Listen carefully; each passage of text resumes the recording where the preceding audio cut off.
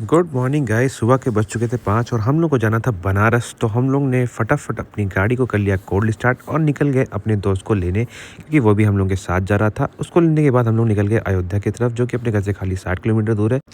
तो ब्रिज से ही हम लोग ने किया सरयू घाट के दर्शन और आगे बढ़ने लगे। तभी हम लोग को दिखा यहाँ पे लता मंगेशकर चौक, जो कि बहुत ही खूबसूरत से बनाया गया है। फिर हम लोग अपने गाड़ी को हाईवे पे ले गए। इस बार हम लोग पूर्वांचल एक्सप्रेस से नहीं जा रहे थे, क्योंकि सुबह का समय था और इतना ट्रैफिक नहीं था। उसके बाद मैंने कार दे दी प्रणव भाई को, क्योंकि सुबह से मैं ही चला रहा था और देखते देखते हम लोग बनारस भी पहुँच ही गए थे। बनारस पहुँच के सबसे पहला काम था पार्किंग का। पार्किंग लेने के बाद हम लोग पैदल ही मंदिर की तरफ बढ़ चले, क्योंकि वहाँ से 400 से 500 मीटर ही दूर था। और धीमे धीमे देखते देखते हम लोग पहुँच गए काशी विश्वनाथ धाम, जहाँ के हम लोग के दर्शन भोलेनाथ बाबा के बहुत ही ज़्यादा अच्छे से हो गए। बहुत ज़्यादा भीड़ भी नहीं थी।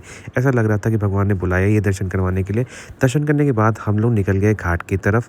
घाट की तरफ जाते जाते हम लोग ने देखा कि हल्की हल्की सी धुंध हो रही थी, काफ़ी ठंड हो रही थी। वहाँ से हम लोग ने हायर किया एक शेयरिंग बोट। हम लोग ने किए वहाँ पे 40 घाट के दर्शन। और भाई बनारस के घाट तो है ही बहुत ज़्यादा खूबसूरत। घाट में घूमते घूमते याद आया कि काम के लिए आए थे, तो फटाफट अपनी गाड़ी निकाली पार्किंग से और निकल गए काम निपटाने के लिए।